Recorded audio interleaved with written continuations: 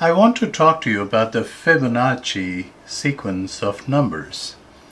The numbers in the sequence are as follows: 0, 1, 1, 2, 3, 5, 8, 13, 21, 34, and so on. Can you figure out what the next number in the sequence would be?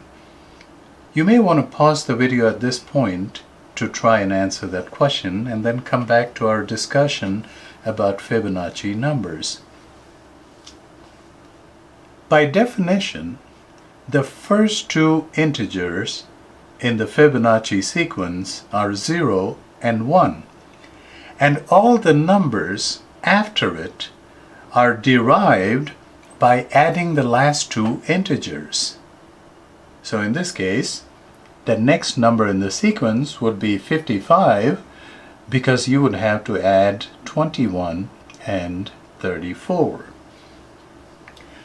Now the Fibonacci sequence is a fascinating sequence because the Fibonacci numbers appear in a lot of biological settings. For example, if you were to study the fruits of a pineapple, or the flowering of an artichoke, or the arrangement of a pine cone, you would find Fibonacci numbers in nature's midst.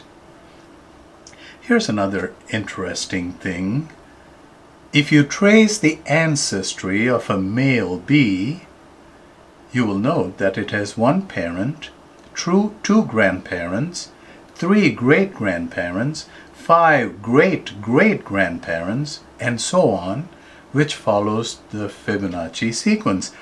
Now you may ask the question, why do we start with one parent for a male bee?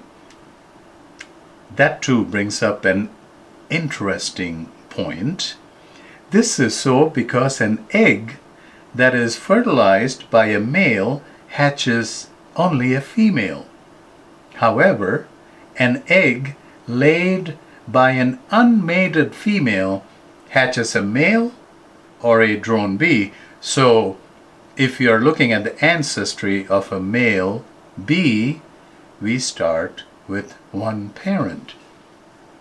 If you are in the habit of following the stock market, you'd have heard some analysts talk about Fibonacci numbers because this sequence is not just a sequence that progresses in a natural way where you add the last two integers to get the next one, but it has implications in nature and, according to some analysts, even implications in finance. I hope you will look more into the Fibonacci sequence of numbers.